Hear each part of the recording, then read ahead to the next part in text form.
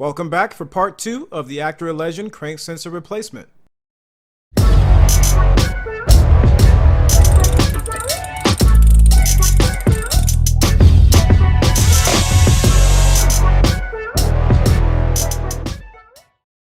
We're going to reverse everything and reinstall the timing cover and the crank sensor.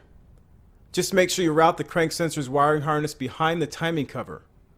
Also, since it's a good amount of work to get to the crank sensor, test a replacement sensor before installing it.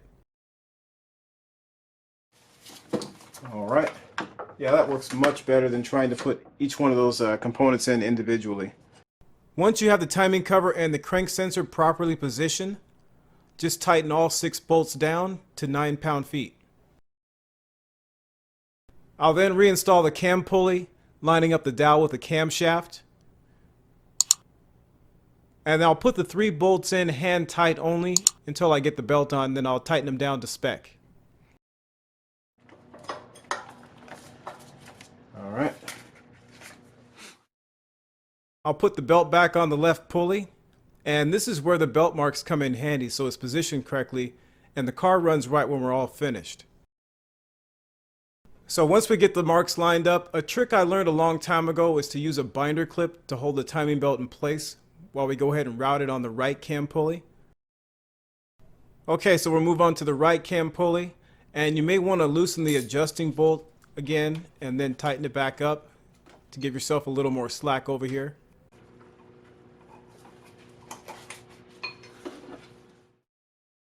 So I'm going to feed a little bit of the belt onto the pulley all the way around the pulley, and then once I feel like the belt is on, I'm going to go ahead and slide it all the way onto the pulley. Alright, so yeah, it looks like our marks are lined up there. One thing that's mentioned in the service manual is to get the belt on a little bit easier on this particular pulley, is to advance the camshaft about a half a tooth to the right. So that actually worked pretty well. That's what I did here. Okay, so I'm going to go ahead and tighten down these bolts here to 23 pound-feet. Let me take this binder clip off here.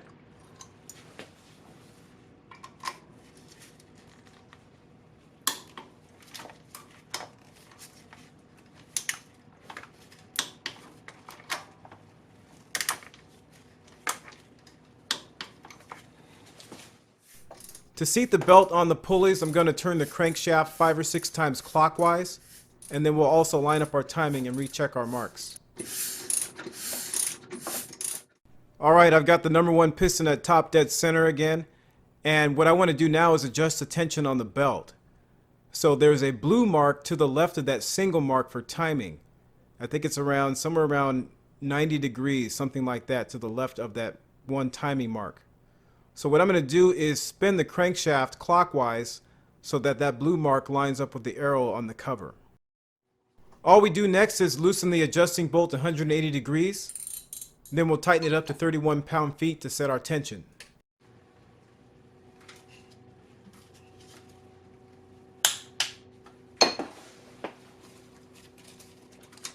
That looks good. Alright, so let's go ahead and button up this driver's side here. So I'm going to approach putting in the cover by coming in from the bottom here. It seems to be the easiest way to get it on. If you try to go in through the top, there's a lot of stuff in the way that's going to hinder your progress here.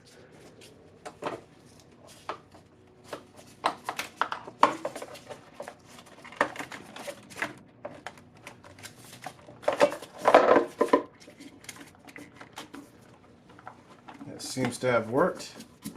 Alright, so the cover's back in. Now we just need to tighten up the bolts. That's to 9 pound-feet. Alright.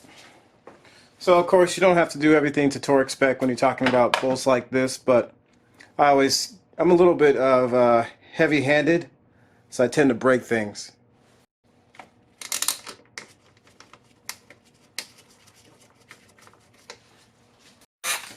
Put this last bolt in here. And I'm going to put the dipstick back in before I forget that.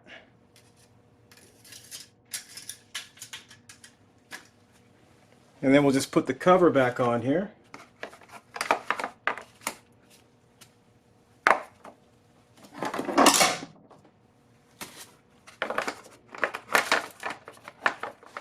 So this side's pretty much done, minus the spark plugs, of course.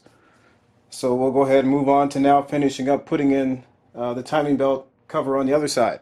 Alright, so I'm going to put the cover on this side. Now this side is not very easy because we have this wiring harness in the way here. So make sure you have this all pushed back, because this part, this little ear right here, that sticks out, is going to try to catch on that.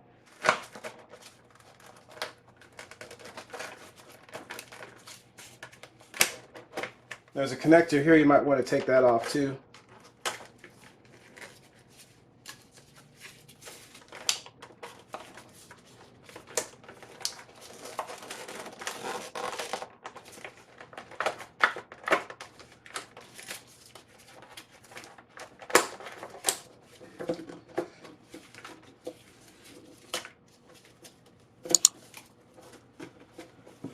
Okay, there we go.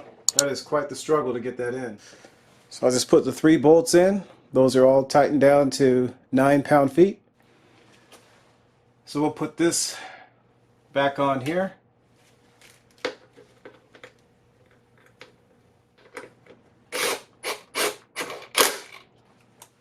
And we've got a bolt up here to put back in. There we go.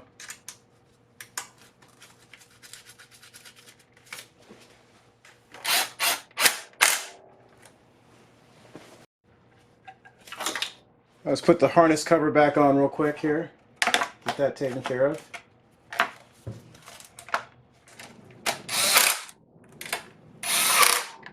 Alright, so let's get this intake put back together here.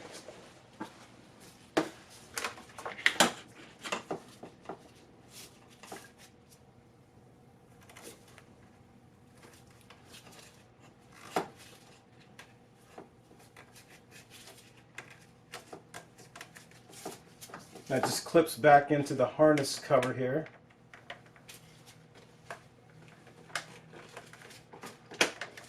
Like that.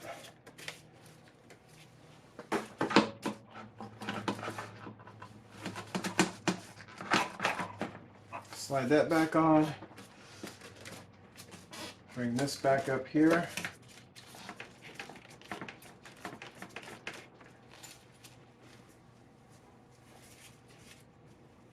So this slides back on to that pipe there, and then we've got to get this small one on here too at the same time. There we go.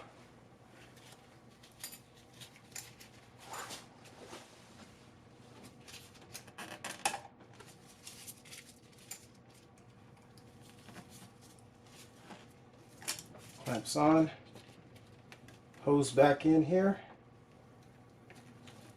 This hose comes down and back on there.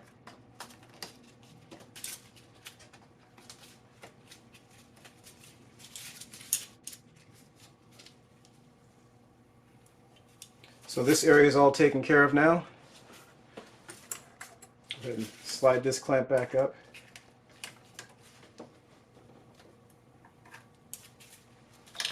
Goes back on here.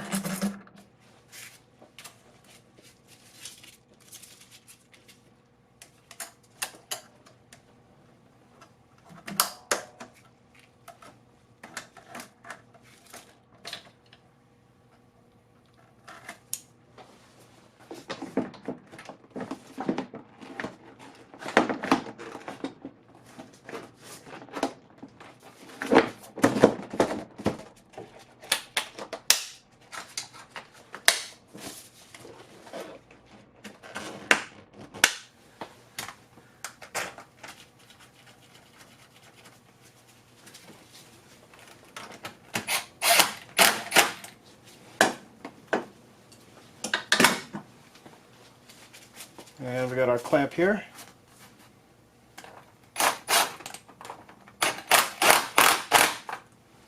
And one more here.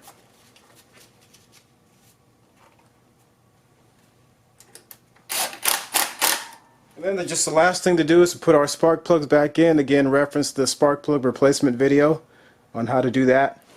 The only thing left to do is make sure you clear your ECU, and that's by pulling fuse 15 in the underdash fuse panel.